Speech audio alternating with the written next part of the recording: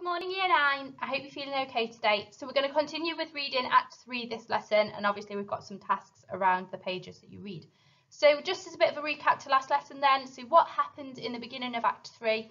What involvement did Eric Berlin have with Eva Smith, and what involvement did Sheila Berlin have in the death of Eva Smith, please? Give yourself 5 minutes to answer these questions.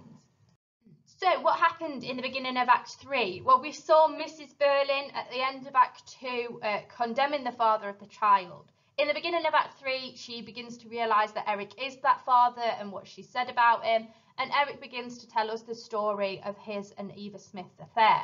What involvement did Eric Berlin have with Eva Smith then? So obviously one night he was drunk, he came on to her, he forced his way into her house, and obviously slept with her and then continued to sleep with her after that as well. He then got her pregnant, and once she was pregnant he started to steal money to try and provide for her, but when that came to an end she was left on her own. So that's essentially what then led to her going to Mrs. Berlin for the help from the charity, which we know she was refused.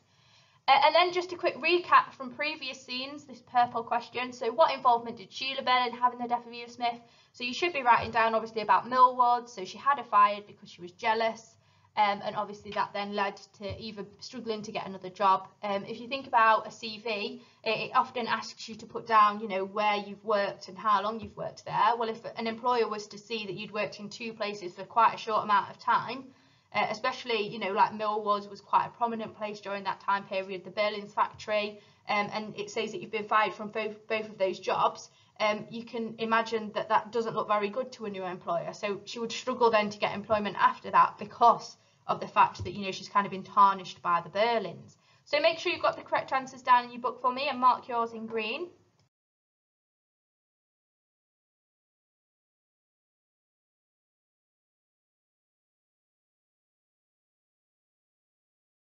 So today you only need to read the 1 page, and we're going to do a bit of analysis on this 1 page, okay? So I've not added in the link like I would normally because obviously it's just 1 page, so it's not like you need to listen to it.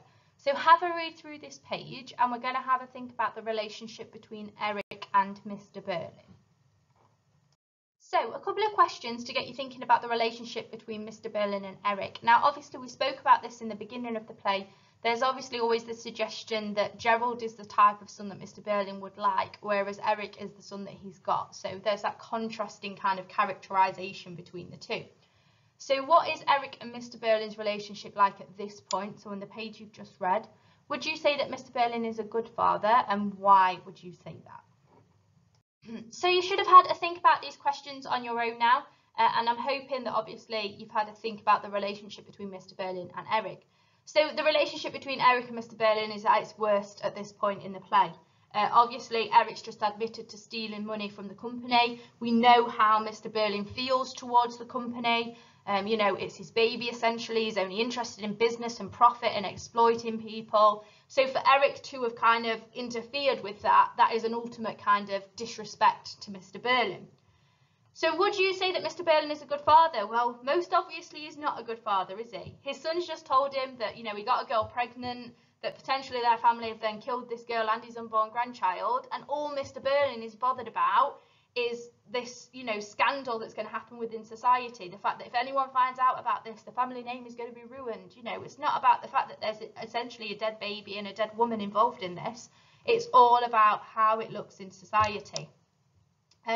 And that's why he's not a very good father. He doesn't think about his family. He's not interested in the well-being of his children, of his wife.